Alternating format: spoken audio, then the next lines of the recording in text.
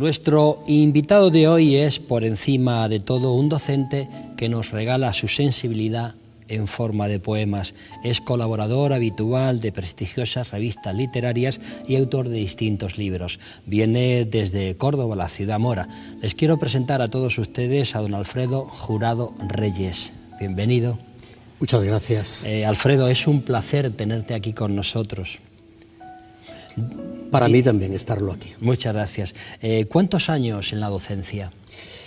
Pues mira, en la docencia he permanecido 37 años. Mi primer año de docente fue en el 75. Un polluelo era entonces. Sí. Sigue siendo un polluelo. Sigue siendo. Bueno, en conciencia sí, sí. anímicamente sí. Pero bueno, lógicamente los años han transcurrido en buena hora, señal de que se han vivido y bueno, que vivamos muchos más. Insisto en lo que te decía antes, que han sido 37 años de docente, una cabalgada en el tiempo y encantado de haber trabajado en este campo. Creo que si volviera a tener una nueva vida, pues probablemente me dedicaría a lo mismo. Es una profesión francamente bonita, ¿no? Por eso yo siempre suelo preguntar de si te consideras un docente vocacional. Dices que es una profesión bonita. Sí, es bonita. Y creo que es bonita porque el contacto que tienes con el ser humano es un contacto muy concreto, muy especial, muy del tú a tú. Esto te lleva a que eres consciente de lo que es la sociedad, cómo evoluciona la sociedad y aunque parezca que estoy hablando de evolución, es que realmente si te hablo de 37 años de practicar la docencia, pues ha habido un rolar en el tiempo y esto te lleva a ver que la vida cambia, que las personas cambian, que los países cambian, que las ciudades cambian en concreto también. En la actualidad, lógicamente, estás jubilado de la profesión de docente, sí, ¿no? Con lo cual tienes mucho tiempo para esa otra actividad de la que vamos a hablar ahora, ¿no? Que es la de escribir. Pues sí, me acogí a la jubilación anticipada, pues porque yo quería dedicarme a mi vida. Quería dedicarme a mi vida más en pleno, a mi familia, a mis hobbies, a mis mascotas, a mi jardín, a mis amigos y a pensar más en mí. A vivir, Alfredo, a vivir. De otra manera. Sí, sí. Yo creí que lo iba a conseguir, pero después ¿sabes qué pasa? Que todo aquello que dejas para cuando tengas todo el tiempo libre y te puedas dedicar a hacerlo, pues te falla la organización, te falla la cronología del tiempo y ves que muchas cosas te quedan por hacer en las alforjas. Pero no me arrepiento tampoco porque vivir es también dejar atrás horarios, códigos, preceptos y ahora esta etapa sí es una etapa más libre. Alfredo, ¿el poeta nace o se hace? Esa pregunta me la han hecho más veces, Julián. Y cualquiera que la haya visto y vea esta dirá, ahora ha dicho otra cosa. Pero es que verás, es muy difícil decir de una manera categórica que el poeta nace o que el poeta se hace. Creo que coinciden las dos posibilidades, las dos alternativas. Yo creo que yo nací poeta porque desde pequeño leí poesía. Escribía poesía, esa poesía que guardas porque te da vergüenza de que la lean, porque claro, escribir poesía de siempre es distinto a escribir una redacción escolar, un tema concreto en un examen, es otra cosa. Lógicamente, cuando uno es adolescente y escribe poemas, teniendo en cuenta que yo pertenezco a una época determinada, en mi época, posiblemente estaba peor visto que un muchacho, que un hombre escribiera o leyera poesía, parece que no era lo propio del género masculino. Volviendo a los orígenes de la pregunta, yo gané en la escuela un premio de redacción y el maestro me regala un libro, yo tendría 11 años, que se llamaba Flor Nueva de Romances Viejos. Lo guardo todavía como tesoro y quizá fuera el detonante a que yo en un momento puntual empezara a escribir versos. Los primeros versos solían ser en esa época de amor adolescente. ¿Eso era tu caso o no? No muy concreto. Yo escribía de lo que veía a mi alrededor.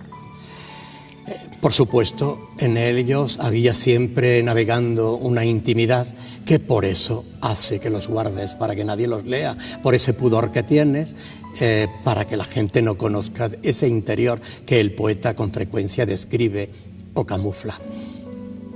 ¿Qué cualidades, Alfredo, ha de tener un buen poeta?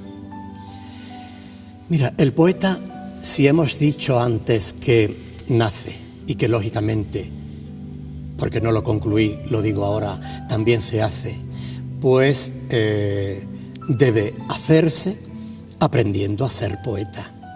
¿Cómo se aprende a ser poeta? Con un bagaje cultural, con unas lecturas poéticas, con una técnica y con un criterio personal para, con la evolución de tu obra, ser tú mismo y no parecerte en ningún momento a ningún poeta de los que has leído o que ya existen en la historia de la literatura. Yo siempre he dicho que el poeta es una persona más sensible que el resto de los humanos. ¿Es así? Posiblemente el poeta, pienso yo que cualquier persona que se lo proponga puede ser poeta. A lo mejor no llega a ser un buen poeta o un poeta personal con voz propia, pero creo que es un género que se puede conseguir. ¿Por qué? Porque el poeta lo que ha conseguido es ver las cosas desde su prisma y que ese prisma no coincida con el del autor de narrativa, de novela. La novela expresa las cosas tal como son, como existen. El poeta pretende y debe conseguir crear belleza y para mí yo añadiría que lirismo a su tema. El lirismo, difícil de definir también, pero posiblemente alma y emoción. ¿Y qué dicen tus poemas? Mis poemas dicen todo lo que yo he sentido en la vida, todo lo que yo soy, cómo siento, cómo amo, qué amo. Y amo pues a las personas, amo mi entorno, amo la vegetación. Yo tuve esa suerte, me crié en el campo y lógicamente el cambio estacional a mí siempre me imbuía unos sentimientos, una necesidad de ver las cosas de manera distinta en cada estación. Eso me hizo dar ese salto tan concreto que te acabo de decir, que existe entre un texto narrativo a un texto poético. Me estás diciendo que realmente leer tus poemas es conocerte en profundidad. Creo que sí, en mi caso sí. Por eso, posiblemente yo tenga 3 etapas en mi vida como poeta. Digamos, la primera etapa, cuando yo empiezo a relacionarme con poetas, con círculos literarios, porque cuando tú escribes para que te lean amigos, para que te lean tu familia, pues ahí no tienes nada que hacer. Tu abuela normalmente va a decir, ¡ay, qué bonito! Y que tu madre igual, tu tía igual, tus amigos lo mismo. Pero realmente cuando coges al toro por los cuernos, y usemos este símil, es cuando tú te metes en los ambientes literarios, en los ambientes poéticos, donde ahí sí se aprende, porque ahí realmente hay censura, hay crítica, y esa censura y esa crítica es la que te hace reaccionar y ser consciente de que por la vía que ibas no es por la que debes ir, sino encontrar otra, y esa otra es la tuya propia. Naturalmente la vida para ti es una pura inspiración, pero ¿en qué momentos del día te sueles inspirar más? ¿Cuando te levantas? ¿Cuando anochece? ¿De madrugada? Mira, yo siempre he tenido que escribir de madrugada. Las primeras horas de la madrugada me dedicaba a la docencia que hemos dicho, y esto ocupaba todo mi día, mi vida profesional. ¿Qué ocurre? Cuando ya mi familia se acostaba, yo me quedaba solo. Me metía en mi estudio con mi flexo. El flexo me aislaba de todo lo que era otras distracciones. Conseguía, pues a lo mejor, por utilizar una ironía, que bajaran las musas. Y esas musas eran las que me volcaban en ese río de la imaginación y de la creación. Que eso es una cosa. Después, a continuación, vendrá la recreación y el pulir de esas ideas, que cabe la posibilidad que en principio estén dislocadas, distorsionadas y un poquito desordenadas. Esa es una etapa. Después está otra que te acabo de mencionar, el pulimento de ese texto para dar en ello lo que realmente tienes que dar, no otra cosa. Es evidente que las musas te han visitado con mucha frecuencia porque eres un autor muy prolífico, ¿no? Yo puedo citar, y además por orden cronológico, tus publicaciones: Mar de liturgias, Églogas para una década, Intermezzo, Carpe Diem, Mester Diamante, ¿te acuerdas de todos? Los sueños de Morfeo, Memorias de los días, A bordo de la noche, Sin la luz del regreso, Zendamor, Paraíso perdido, y el último, Código de la niebla. Vamos a hablar, si te parece, un poco en general de todas ellas, sí, y luego en concreto de Paraíso perdido y Código de la niebla. Por cierto, Código de la niebla lo tengo yo aquí, que gentilmente me enviaste. Sí, bueno, pues yo encantado de hablarte. Mira, no hay cosa que le guste más a un poeta que hablar de su obra, te lo digo de verdad. Tú sabes que cuando ya somos mayores, tenemos hijos, incluso ya algunos tenemos nietos, pues hablar de nuestros hijos, de nuestros nietos, es un orgullo. Nos gusta, es un orgullo que a veces tienes que reprimir, porque la gente que no comparte contigo ese estatus se puede aburrir. Entonces, ¿qué ocurre? Vamos a hacer en paralelo que al poeta se le presenta hablar de sus libros. Entonces, hey, ya cállame la boca, porque entonces me estás dando en el punto flaco. A todos habrá alguien que diga, oye, pues mira, a mí no, miente. Yo creo que eso es el ego, y el ego está reflejado en la trayectoria de tu obra. Mira, por dar 3 grandes saltos, si yo te hablo de Mar de liturgias, que fue mi primer libro, tal como libro, pues es un libro de mi juventud. Yo entonces venía de realizar unos estudios del barroco. A mí el barroco andaluz me apasiona, tengo un estudio sobre el mismo, y la literatura barroca me tenía absorbido. Entonces es un libro barroco. Es un libro barroco, y esto implica que sea un poco críptico. ¿Qué ocurre ser críptico? Que no es transparente, que es difícil entender el trasfondo de lo que quieres comunicar.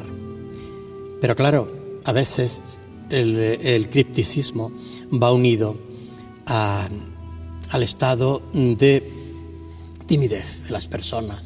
Yo he sido un ser tímido, y a mí me avergonzaba en cierto modo que la gente descubriera plena y llanamente mi interior. Entonces utilicé una técnica como era la del lenguaje críptico para que la gente entendiera lo que quisiera, pero que yo no iba a soltar prenda.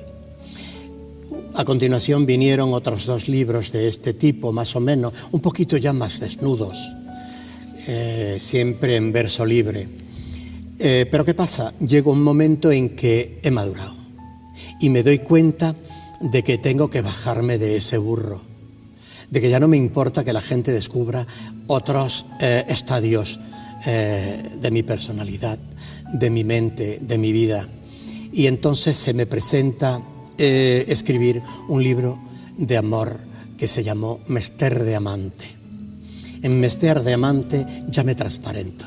Ya digo, mira, quítate, descorro la gualdrapa y entonces ya me manifiesto tal como soy, desnudo el verso, acorto los poemas y el lector, el posible lector, pues ya encontrará conmigo un diálogo más cómodo, un puente más asequible. Y digamos que después, con el tercer salto, dejando algunos títulos intermedios, estaría en Paraíso Perdido. Paraíso Perdido. Paraíso Perdido para mí es una catarsis. Es una catarsis en la que quiero encontrarme en el presente sin obviar mi pasado, lo mejor de mi pasado. Todos en nuestro pasado hemos tenido momentos de dicha, momentos de tristeza. Pero ¿sabes qué pasa? A mí siempre me ha gustado renacer en las cenizas, como el ave fénix. Y si yo ya me he dado cuenta de que tengo que dejar atrás bagaje, de que debo de dejar atrás la fugacidad, de que debo de dejar atrás a lo mejor los sentimientos de amor carnal propiamente dicho, me vengo al amor, a la vida.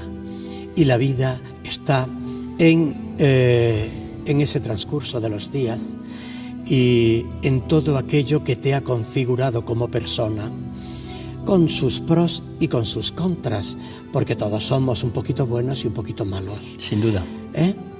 Ahí está, en Paraíso Perdido, ese paraíso que casi todos hemos alcanzado, pero que perdemos.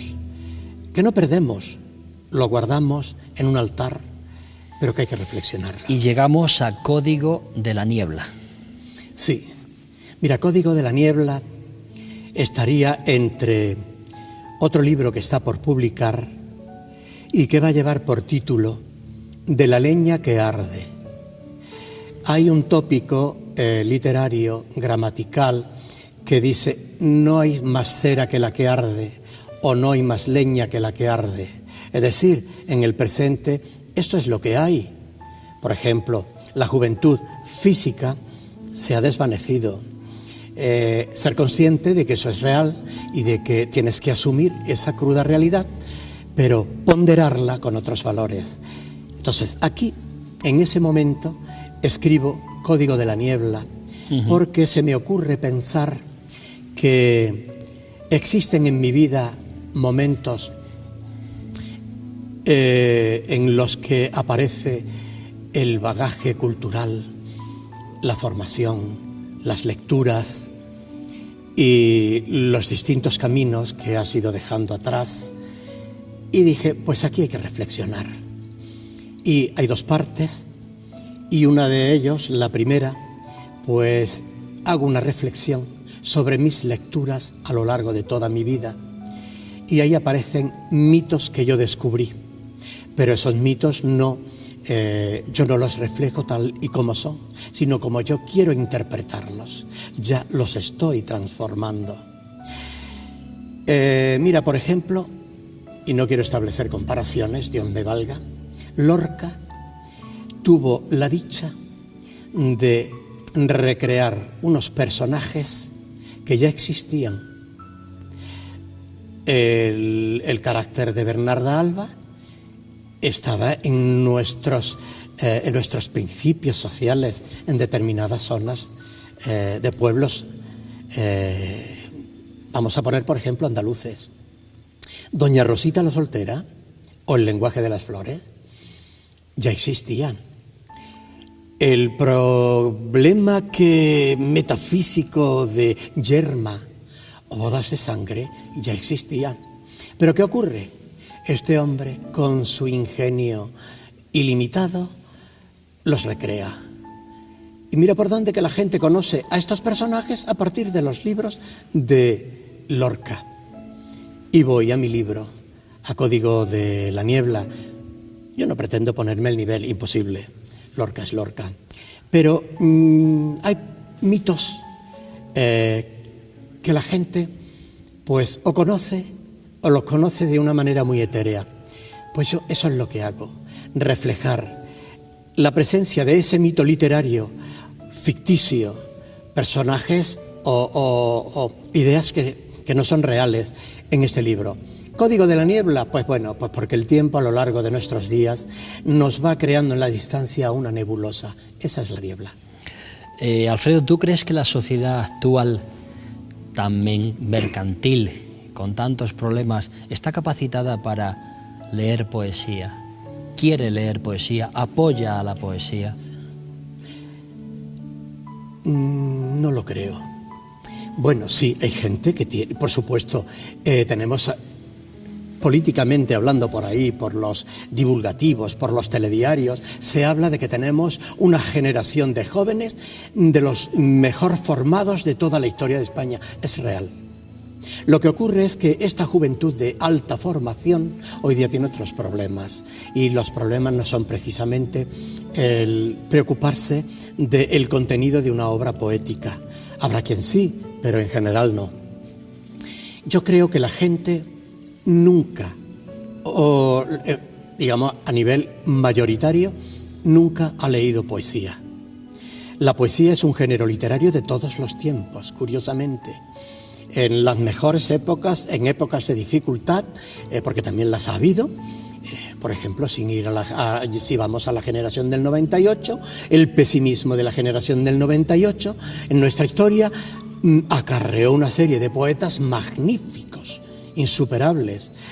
Pues bueno, ya hubo momentos de lírica álgida. Hoy también la hay. Yo creo, porque lo hemos hablado en algunos círculos, que estamos viviendo en la historia de España una nueva etapa de literatura de oro, una nueva época de oro. Pero bueno, esto lo decantará el tiempo, porque hay muy buenos y muchos autores. Ahora, los lectores que me concretas, pues pocos, la lírica tiene pocos. La lírica conlleva reflexión, leer, releer, reflexionar, pensar en lo que se lee, interpretar, y la gente no está por esa vía. Prefiere mejor coger un texto donde ya el autor, un autor de narrativa, ya le dé todo hecho. Entonces el lector se entrega a ese río mejor que al otro. Para un cordobés, supongo yo que el mayor orgullo es hablar de Córdoba, su ciudad natal. ¿Por qué no nos hablas de la ciudad mora? Hombre, pues verás, aquí me vas a tener que callar. Aquí me vas a tener que cortar. Puedes hacerlo cuando quieras. Mira, Córdoba es una ciudad. Tengo la suerte de vivir en una ciudad a la que amo, a la que adoro. Mejorando lo presente, que se dice, como educado que debe ser uno. Tenemos muchos lazos entre Córdoba y esta ciudad. Pero bueno, ¿qué pasa? ¿Quieres que te hable de Córdoba? Yo nací en un pueblo de Córdoba. Yo no nací en Córdoba. Nací en Espejo. Es un pueblo muy próximo a Córdoba, pero que a muy corta edad, por razones laborales de mi padre, pues tuvimos que trasladarnos a vivir a Córdoba. Desde entonces allí habito. Mi currículo siempre aparece lugar de nacimiento Espejo. Yo no voy a renunciar nunca. No tienes por qué. Nunca, jamás. Es un pueblo precioso. No voy mucho a él, sino lo preciso. Pues porque uno ya tiene su vida hecha en una ciudad, probablemente una segunda residencia en otro lugar, pero siempre que puedo vuelvo a él. Adoro a Espejo. Pero yo quiero Córdoba, a donde íbamos. Córdoba es una ciudad que no es muy grande, tú la conoces, pero que bueno, tiene todo lo preciso para ser feliz en ella. Y si además le echo toda la buena voluntad para ser feliz en ella, pues lo soy. Déjame que te diga una cosa, Dime es mucho más que la mezquita de Córdoba. Bueno, la mezquita que está muy de bien, Córdoba es francamente maravillosa, la mezquita, cuidado, pero la mezquita, es mucho más que todo la eso. mezquita catedral, que dirá el clero. Sí. Pero bueno, efectivamente, la mezquita es universal. Universal, sí. Sin tener por qué depender de la catedral, son un monumento unificado, bellísimos ambos, pero creo que la mezquita es la mezquita. Alfredo, ¿y cuando uno se pierde por esas callejuelas alrededor y en derredor de la mezquita? ¿Qué sabor? Sí, hombre, la judería. Pues mira, yo lo he hecho muchas veces, lo hago continuamente, porque dependiendo de cada hora del día que lo hagas, vas a encontrar que la luz tiene un color distinto. No todos los días es sol, hay días de lluvia, también tiene una luz particular y expresa. Eso, quieras que no, imprime carácter y te acarrea sentimientos, te hace sentir algo de una manera muy concreta. Y es una realidad, no puedes darle la espalda. Casi todos los poetas de todas las generaciones le han escrito a la axerquía, a la parte antigua, pero claro, es que es inevitable, es que te acarrea un sentimiento muy concreto, es tu realidad, tu esencia. Pues claro, lógicamente incurres en el tópico, lo importante es que tú hagas tu propia creación y que no tenga por qué ser gemela ni parecidísima a la que ha hecho otro.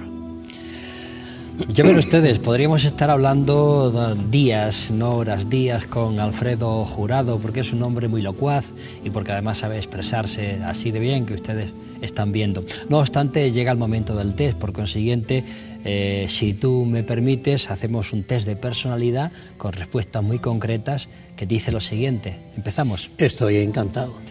Defínete como persona. En cierto modo ya te he dado un preámbulo antes. Sí. La persona, ante todo, tiene que asumirse a sí mismo tal y como eres.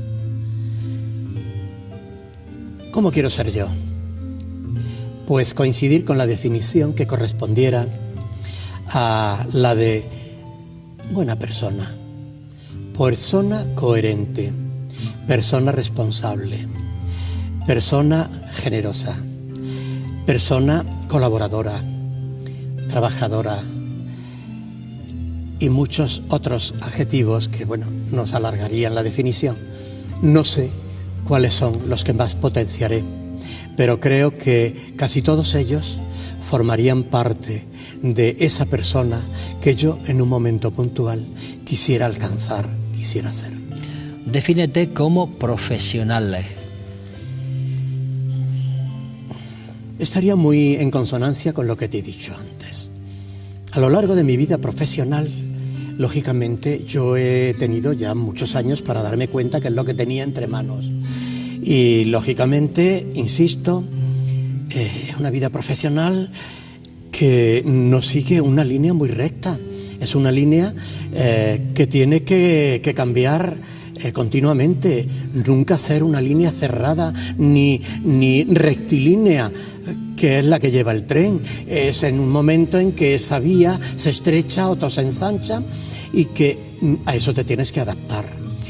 Hablábamos en un principio de la evolución de la sociedad. Esa te lo pide y te lo predispone todo.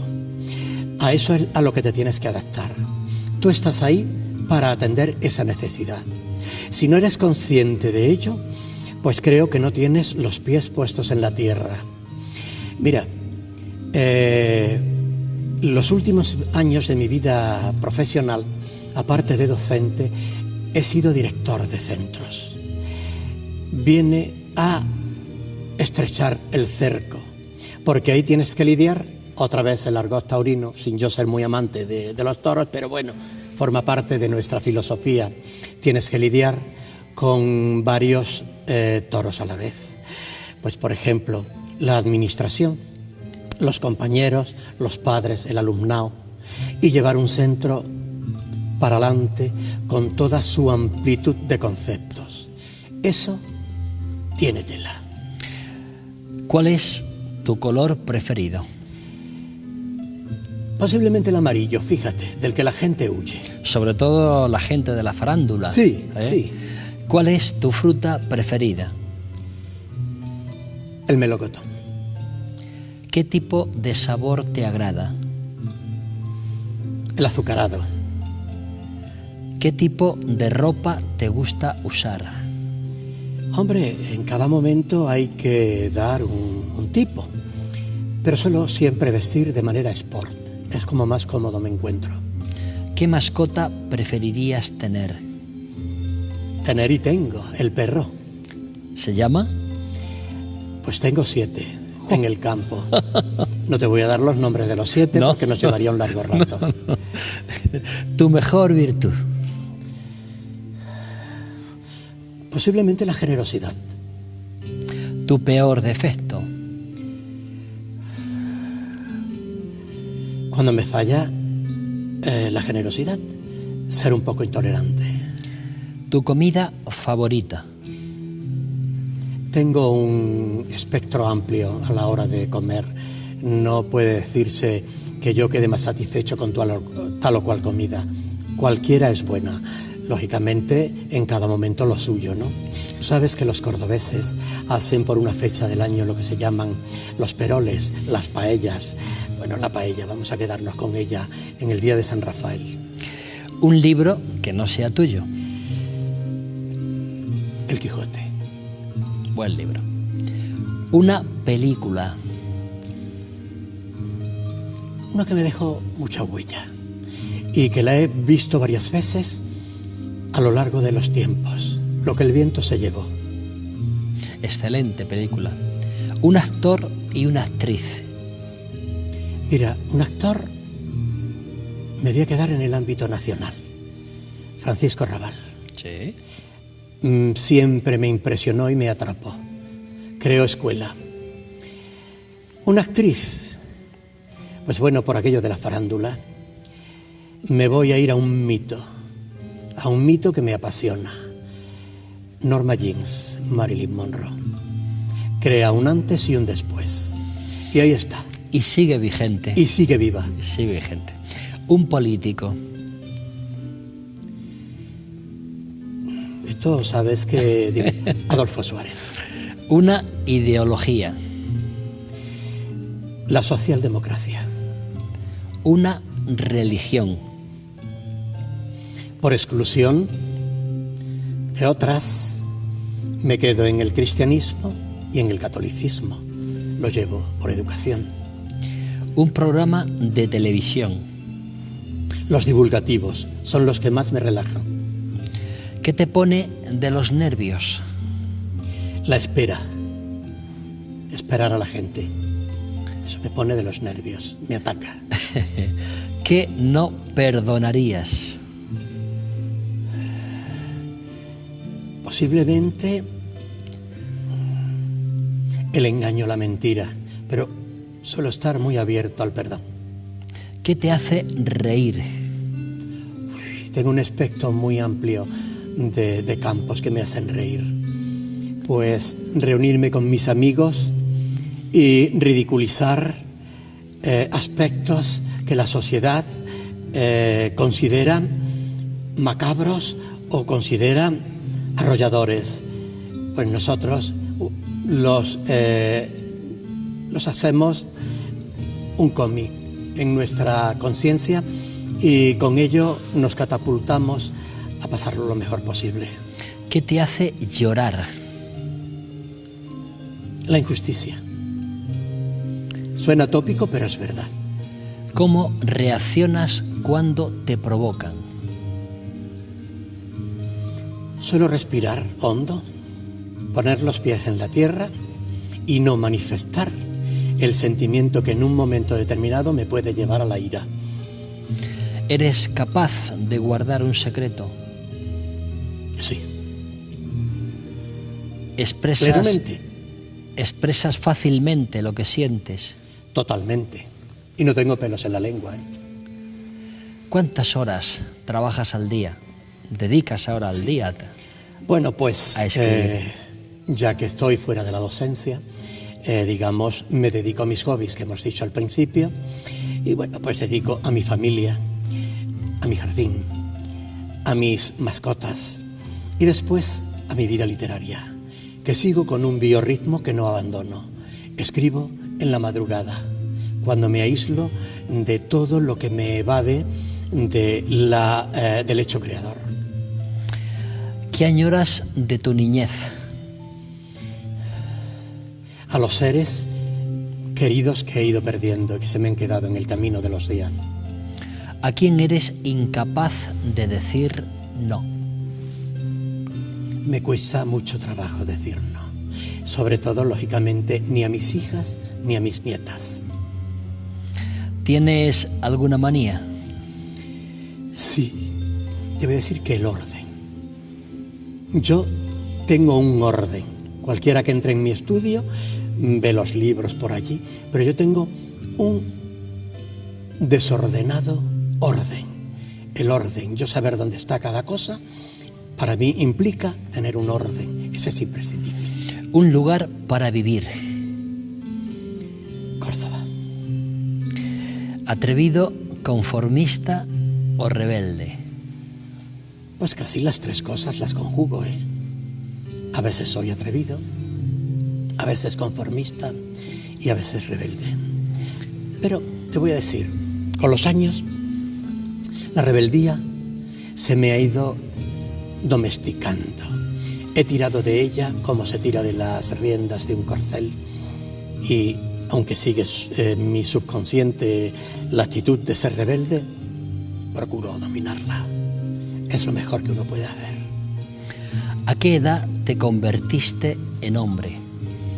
¿En hombre físico o en hombre mental? En las dos cosas. Bueno, pues físico me imagino que por la que en nuestros entonces nos hacíamos. Hoy la gente es más precoz. Vamos a suponer que a los 14, 15 años. Pero claro, aquello lo guardabas como un secreto. Para ti, única y exclusivamente. Como hombre maduro mentalmente hablando, aún no he conseguido la madurez. Me encanta ser un inmaduro y me divierto siendo un inmaduro. Qué bonito es eso. Un lema de vida. Amar. Amar. Casi nada. Amar sobre todas las cosas. Y amar en el más amplio sentido de la palabra.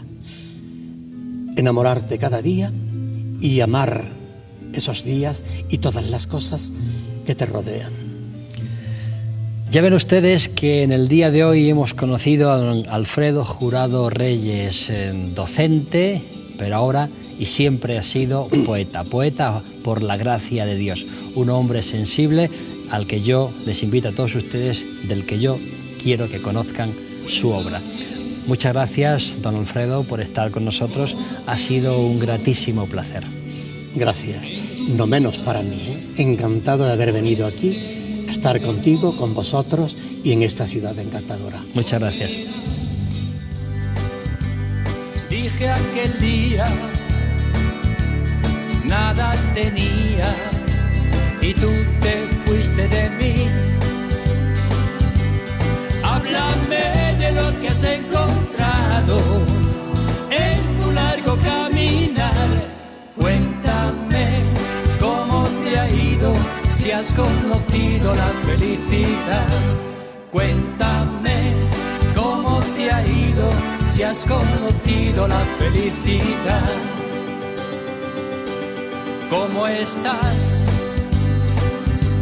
sin un amigo? Te has convencido que yo tenía razón. Es igual, vente conmigo, aún sigue vivo tu amor en